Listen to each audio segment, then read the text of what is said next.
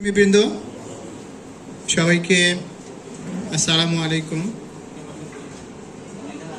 আমি ভূমিকা না করে সরাসরি আমার কথাগুলোতে চলে যাই। আর সেটা হলো, প্রথমত যে এত সুন্দর একটা আয়োজন এবং অনেক পরিশ্রম করে এই আয়োজনটা, যে আমরা এতগুলো কর্মকর্তা কর্মচারী শ্রমিক এবং আমাদের মেহমানদের সাথে নিয়ে আমরা এখানে হাজির হতে পেরেছি। আমি মহান আল্লাহর দরবারে শুকরিয়া আদায় করছি, আলহামদুলিল্লাহ। এবং আমি আরও কৃতজ্ঞতা প্রকাশ করছি আমাদের মাননীয় চেয়ারম্যান মহোদয়ের প্রতি। তিনি রাত 11টার কাছাকাছি হলেও চেয়ারম্যান মহোদয় কিন্তু আমাদের সাথে যোগদান করেছেন এবং তার মূল্যবান মতামত, পরামর্শ, দিক নির্দেশনা আপনাদেরকে দিয়েছেন। আমি স্যারের প্রতি কৃতজ্ঞ। প্রিয় সহকর্মীবৃন্দ, একটা ভালো খবর দিয়েই আমি আপনাদের সাথে কথা বলতে চাই। সেটা হলো, আমি যোগদান করার পরপরই বেশ কিছু অভিযোগ মন্ত্রণালয়, ডিএসসিসি এবং সব জায়গায় পত্রপত্রিকায় গত 1/12/2024 তারিখ পর্যন্ত 19টা আমার নামে অভিযোগ। তো 19টার মধ্যে প্রায় 18টা পর্যন্ত নিষ্পত্তির পর্যায়ে ছিল। তো 19 নম্বর যে অভিযোগটা ছিল সেটা নিয়ে একটা তদন্ত হয়েছিল উপদেষ্টা মহোদয়ের কাছে, প্রধান উপদেষ্টা মহোদয়ের কাছে, এবং এটা নিয়ে তদন্ত কমিটি গঠিত হয়েছিল। বিভিন্ন স্তরে পুঙ্খানুপুঙ্খরূপে যাচাই বাছাই করে একটা ল্যাঙ্গুয়েজ লিখেছে যে উপযুক্ত বিষয় সূত্রের প্রেক্ষিতে জনাব মোহাম্মদ আবুল কালাম আজাদ, ব্যবস্থাপনা পরিচালক, প্রগতি ইন্ডাস্ট্রিজ লিমিটেডের বিরুদ্ধে আনিত অভিযোগের বিষয়ে তদন্ত প্রতিবেদন এবং বিএসসিসির মতামতের আলোকে সত্যতা না পাওয়ায় বিষয়টি নিষ্পত্তি হিসাবে গণ্য করা হলো। তো এই কথাটা আপনাদেরকে দিয়ে আমি আমার বক্তব্য এবং কিছু ইনফরমেশান আমি আপনাদেরকে দিচ্ছি। প্রথমত আমি আমার কিছু কথা আপনাদেরকে আগে বলে নিই, তারপরে হলো যুক্তি খণ্ডনের পালা। সেটা হলো যে আমি প্রগতিতে আজকে আমার বয়স হচ্ছে 1 বছর 7 মাস 1 দিন। এই 1 বছর 7 মাস এই 1 দিন আসলে একেবারেও কম সময় না, আবার খুব বেশি সময় না। কিন্তু আমি যখন যোগদান করি মে মাসের 11 তারিখে 2023 সালে, তখন আমাদের লোকসান ছিল 6.50 কোটি টাকা। ঠিক 1 মাস এরপর আমি বিভিন্ন জায়গায় যখন ঘুরি, তখন আমরা বাংলাদেশ পুলিশের একটা ওপেন টেন্ডারে অংশগ্রহণ করে 100টা গাড়ি পাই। আপনারা সেটা অবগত আছেন। সাথে সাথে আমাদের এটা কিন্তু মোড় ঘুরে যায়, ইউটার্নে আসে, এবং 18 কোটি টাকা লাভ করি। এবং এই ফলাফল কিন্তু আপনারাও পেয়েছেন, 2 দিকে ফলাফল পেয়েছেন। একটা হচ্ছে আপনারা 5%-এর টাকা পেয়েছেন, ওই সময় 29,000 টাকা, 29,000 টাকার কিছু বেশি, আর প্রফিট বোনাস পেয়েছেন 15 দিনের।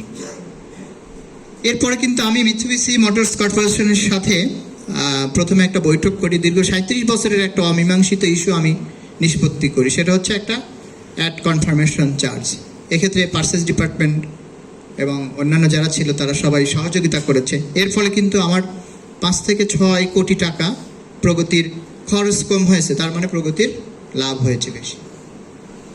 এবং মিৎসুবিশির সাথে আমি প্রাইস নেগোসিয়েশন করি। প্রতি গাড়িতে আমরা $500 করে নেগোসিয়েশন করে আমরা ডিসকাউন্ট পাই। এতে আমরা প্রায় 9 কোটি টাকা আমাদের সাশ্রয় হয়। চট্টগ্রাম কাস্টমসের সাথে সিদ্দিক সাহেব এবং নূর সাহেব দুজনের সহযোগিতায় আমরা যৌক্তিক একটা বিষয় উপস্থাপন করি, যার কারণে আমাদের যে আমদানিকৃত গাড়ির জন্য আমরা প্রায় 60 কোটি টাকার মতো ডিউটি ট্যাক্সে আমরা সেভ পেয়েছি। এর কারণে আমার 60 কোটি টাকা প্রগতির অ্যাকাউন্ট থেকে ক্যাশ আউটফ্লো হয় নাই। এই 60 কোটি টাকার বেনিফিট প্রগতি পাচ্ছে।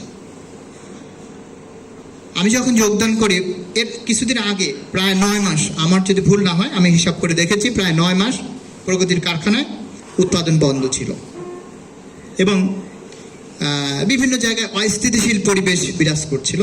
তা আমি যোগদান করার পরে আল্লাহর অশেষ মেহেরবাণীতে এই অস্থিতিশীল পরিবেশকে আমি স্থিতিশীলতায় নিয়ে আসি, এবং এটা খুবই কম সময়ের মধ্যে। আমি ঢাকা অফিসের যখন কার্যক্রমের ওখানে যাই, দেখি যে ঢাকা অফিস খুবই জরাজীর্ণ। কোটি টাকার গাড়ি থাকে, বাট গাড়িগুলা খুবই জরাজীর্ণ অবস্থায় পড়ে থাকে। এর ফলশ্রুতিতে ঢাকা অফিসকে আধুনিকভাবে গড়ে তোলা হয়েছে যে কোনো কোম্পানির আসলে একটা শোরুম প্রয়োজন, যে গাড়িগুলো দেখতে আসবে, কিসে দেখবে? এখন কিন্তু মানুষ এই শোরুমগুলা আসে দেখার জন্য, শোরুমে গাড়ি দেখে, এবং প্রগতির যেমন সুনাম হয়েছে, প্রগতির গাড়িগুলোরও কিন্তু সুনাম হয়েছে, এবং গাড়িগুলো ইজিলি সবাই এসে দেখতে পারছে।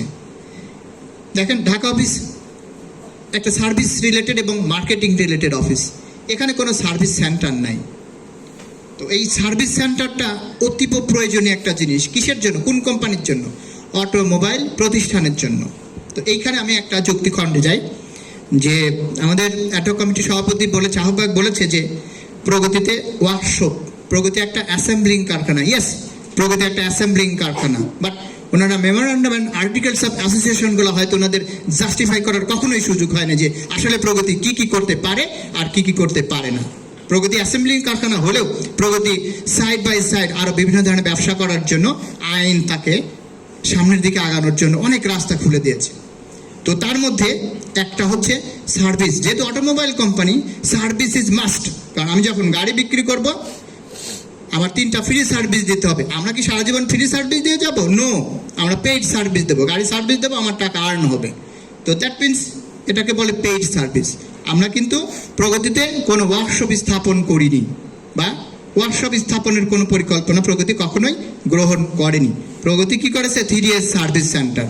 3S service centre, not as well as workshop. আমি আবার আমার বক্তব্যে ফিরে আসি। সেটা হলো, প্রগতির কোনো নিজস্ব অফিস ছিল না। আপনারা দেখতে পেয়েছেন যে আমার সার্ভিস সেন্টারের বিষয়টা আসি। প্রগতিতে ইতিমধ্যে 3S সার্ভিস সেন্টারের কাজ শুরু হয়েছে ঢাকা আঞ্চলিক অফিসে, এবং সেখানে সার্ভিস খাতে আমরা যে অ্যাজাম্পশন করেছি, যদি এই সার্ভিস সেন্টারটা আমরা পূর্ণাঙ্গভাবে চালু করতে পারি, বছরে 15 কোটি টাকা প্রগতির সার্ভিস খাতে থেকে আয় হবে। বিশেষ করে শুধুমাত্র সরকারি প্রতিষ্ঠানের গাড়িগুলোতে যদি আমরা পেইড সার্ভিস করি, তাহলে বছরে আমরা অ্যাজাম্পশন করে দেখেছি প্রায় 15 কোটি টাকা আমাদের আয় হবে, এবং অনেকগুলো লোকের এখানে, অনেকগুলো টেকনিশিয়ান, মেকানিক্স এবং ইঞ্জিনিয়ারের এখানে কর্মসংস্থান হবে।